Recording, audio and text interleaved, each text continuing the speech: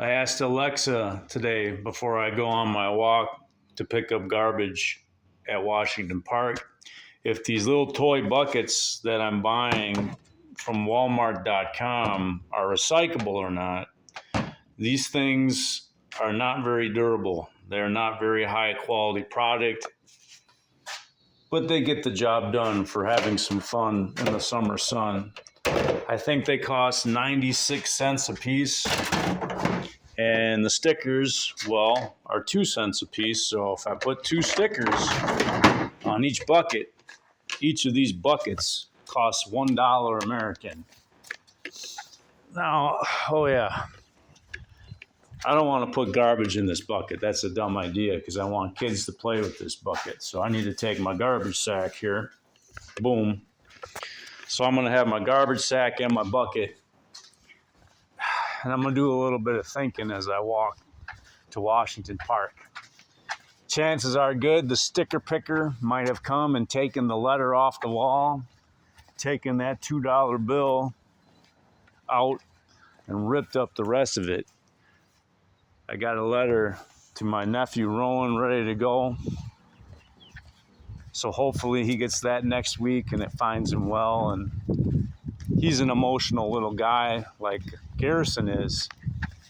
And I want him to know that my strength is there for him if he needs me, because we're all reeling at the thought of the loss of Grandpa, the soldier, the rock of our family.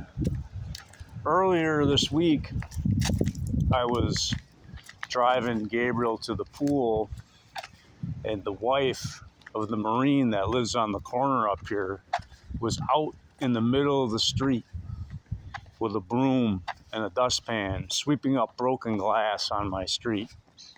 And that just really, really empowered and humbled me. And I hope that someday soon I catch the man of the house busy doing something good in his garage and introduce myself and tell her how, no disrespect, tell him how proud I am of his wife for doing that. It's people that go out of their way to make the community better for people other than themselves that I really, really like to spend time with. Parents will justify doing anything for their kids. Stealing from people to feed their kids, cheating on their taxes so that their kids can have a better education at a private school, whatever. When society starts having troubles, and it will, people are going to do a lot of crazy and dark things in the name of doing it for their kids. Not me. Not me. All right, enough of the finer things. I don't know if the gentleman is working in his garage today or not, but if he is, I'm going to stop by. I did my good deed and community service for the day. I got a lot of stuff that needs to go home with me into the recycling, because I think if you just dump your trash here at the garbage cans at Washington Park, it just goes all straight into the landfill, and that means this Sprite can won't have the honor and glory of being reincarnated as a Dr. Pepper can, because hey, anytime Gabe has a good day now, Gabe's dad is going to have a Dr. Pepper. There was absolutely a metric ton of caution tape all around the park. This tape was used to seal off the baseball diamond, and I have no idea why. I walked around the baseball diamond and didn't see anything that I thought was inherently dangerous. But my guess is either nature or kids that just do not follow the rules ripped the tape down, and it is everywhere all over the park now. This bag probably has about 5 or 6 pounds of police caution crime scene tape in it. And well, I don't claim to have every bit of it in my bag, but there's a lot of it in there, and it's going to go in the trash. Hey, there's an ant crawling on my arm. Hey, little fella. Get on that picnic table. You know there's something sticky on there and good to eat. Anyway, I met some cool people at the park today. I met a little guy named Josh, and I can see him right there. And I'm not going to film him, but he is special needs, just like Gabriel is. And Gabriel can't talk. Well, that poor kid doesn't look like he can walk. So I talked to his mom a little bit, gave her a sticker and said, hey, Gabe says hello. Because Gabe can't be with me every minute of the day, and I can't be with him every minute of the day. That's just impossible. We gotta have our time apart. But I don't think we're gonna come to the splash pad today. Maybe. I doubt it. But all the buckets at the splash pad are gone. I don't see any of them.